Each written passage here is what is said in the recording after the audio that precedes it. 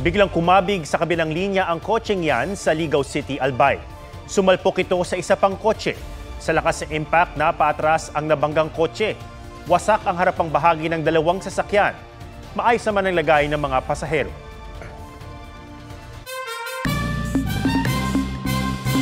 Kapapasok lang na balita, sumiklab ang sunog sa isang residential area sa Barangay 103, Tondo, sa Maynila.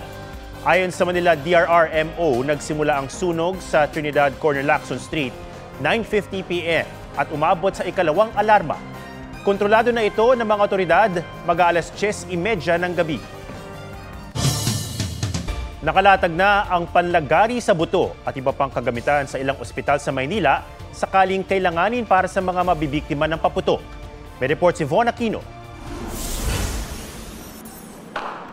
Maagang ipinakita sa amin ng Jose R. Reyes Memorial Medical Center ang mga kagamitan pang-opera sa mga mabibiktima ng paputok.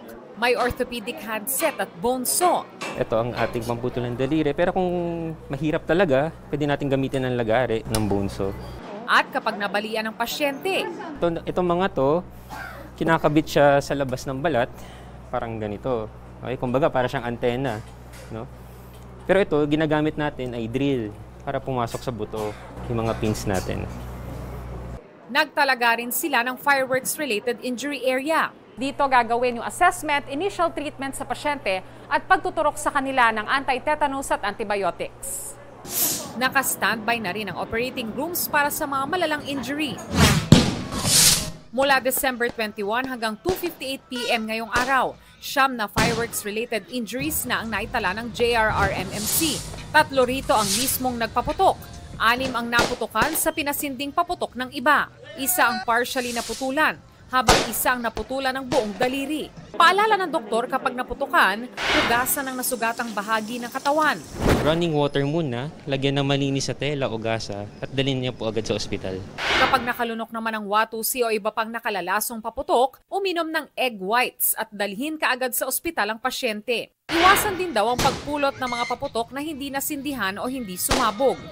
Ang paputok ay panandali ang kasiyahan, no? Pero mawala ng daliri, panghabang buhay po yan. Kaysa magpaputok, magkaraoke na lang o gumamit ng iba pang pwedeng makalikha ng ingay sa pagdiriwang ng bagong taon. At ang pinaka-safe at masaya, sa Divisoria may nagtitinda na ng torotot. Iniiwasan po namin yung paputok kasi syempre hindi po natin alam yung mga aksidente sa mga bata. Medyo matumal po, madam. Kasi maraming kompetensya. Von Aquino nagbabalita para sa GMA Integrated News. Isang babae sa Cagayan de Oro City ang sinaksak ng kanyang live-in partner matapos di magbigay ng perang pambili ng alak noong bispiras ng Pasko. Base sa investigasyon, nagtalo ang dalawa at tumakas ang sospek matapos ang pananaksak.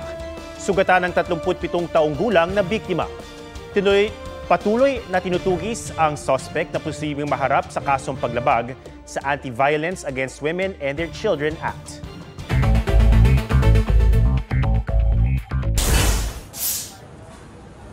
Ilang pasahero sa BF City East Metro Transport Terminal sa Marikina, 5 araw nang stranded.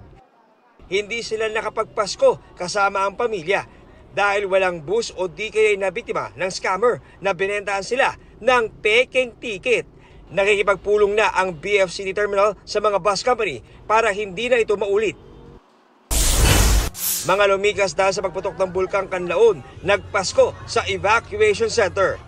Pinili rin ng isang grupo ng mga empleyado ng Bagong City Hall na mag-Christmas party doon kasama ang evacuees. Naghahanda naman ang Office of Civil Defense sa posibilidad na itaas ang alert level dahil sa mga indikasyong posibleng pumutok muli ang bulkan. Taas sahod ng mga kasambahay sa NCR at Northern Mindanao Region ipatutupad sa Enero 2025. Ayon sa Labor Department, magiging 7,000 pesos ang minimum na buwanang sahod ng mga kasambahay sa NCR, 6,000 pesos naman sa Northern Mindanao. John Consulta, nagbabalita para sa GMA Integrated News. Kaliwat kanan ng pagguho ng lupa sa Bicol at Quezon Province dahil sa pag-ulan. Alamin kung magiging maulan pa rin ang huling Biyernes ng 2024 sa report ni Ian Cruz. Napilitan na ang driver na iyan na ilusong sa lampastuhod na baha sa Dilasag, Aurora ang tricycle niya. May ibang pinagtulungan ng buhati ng motor. May isinakay pa sa kawayan.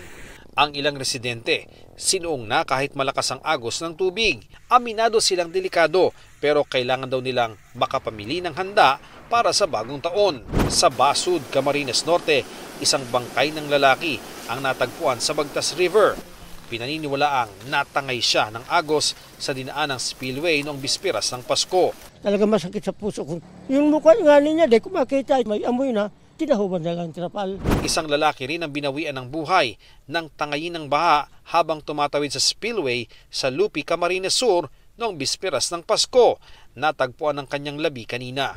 Sa barangay Kabutagan, sa bayan pa rin ng Lupi, isang lane lang ang nadaraanan sa Andaya Highway matapos gumuho ang bahagi ng daan dahil sa pag-ulan.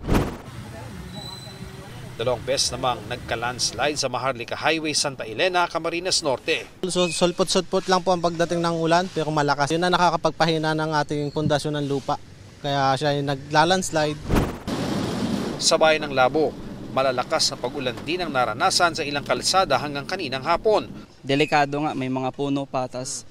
Baka bigla pa siyang gumuho kapag nagtuloy-tuloy ang ulan. Ayan ang sitwasyon po dito sa kilometer 7. Bumaba na itong puno dito.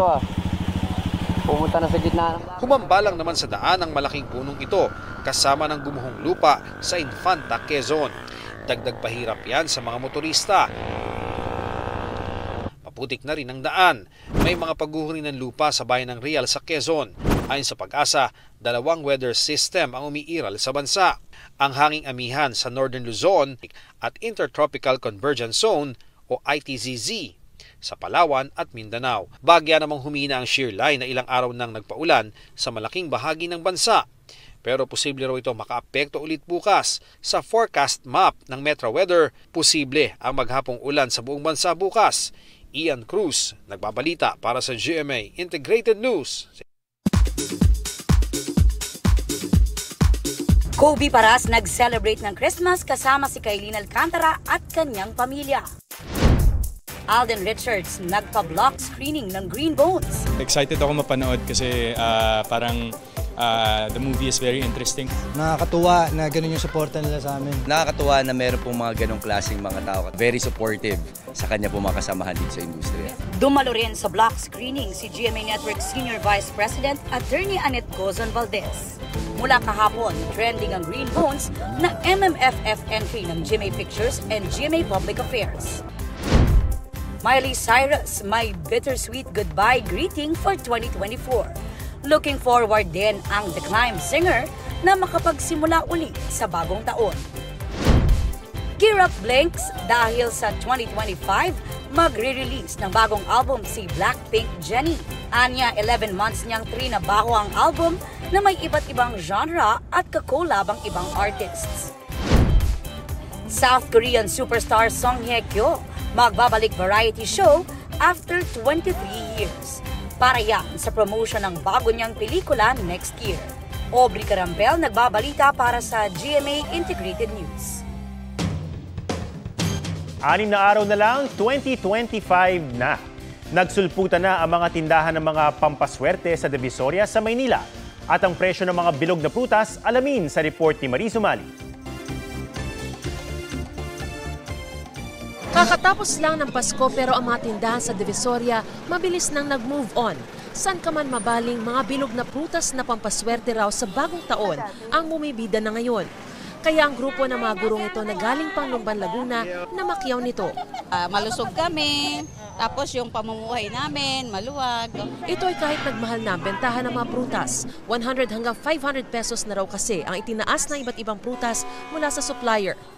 Dito sa Tabora Street sa Divisoria, hile-hilera na rin po ang mga tindahan ng mga pampaingay at pantaboy daw ng malas gaya ng mga turotot na ito. Mula sa pinakamaliit hanggang pinakamalaki, depende sa taste nyo. At kung ayaw nyo naman ang hinihipan para mas hygienic, meron din daw sila ng giant air horn na tulad nito na binobomba lang, malakas na ang malilikhang tunog. Happy New Year! Sa halagang 6 pesos hanggang 150 pesos, dinarag sana ang mga turotot ngayon pa lang. Malis ang mga kamalas sa 2024 para po sa mga apo ko. At para hindi po makaano ng mga paputok. Nagsulputan na rin ang iba't ibang Lucky Charms na mabibili ng 35 pesos kada piraso pero pwedeng tawaran ng 25 pesos kung wholesale at mga tikoy na mabibili ng 100 hanggang 180 pesos kada box. Mariz Umali nagbabalita para sa GMA Integrated News. Natigil ang masayang pagdiriwang ng Pasko sa Pilapil Street sa Tondo, Maynila dahil sa sunog kagabi. Nahirapan daw ang mga bomberong rumesponde dahil makipot ang daan. Aabot sa 30 pamilya ang nawalan ng tirahan. May napatalon sa bintana habang karga ang kanyang baby at may nadapa habang lumilikas. Patuloy na iniimbestigahan ang pinagmulan ng apoy. Sa mga Tarem, Pangasinan, nasawi naman ng 79 years old na babae matapos masunog ang kanyang bahay. Nakalabas pa raw ng bahay ang biktima pero binawian din ng buhay matapos magtamo ng matitinding lapnos. Posibleng dahilan ng sunog ang upos ng sigarilyo o posporo na gamit ng biktima.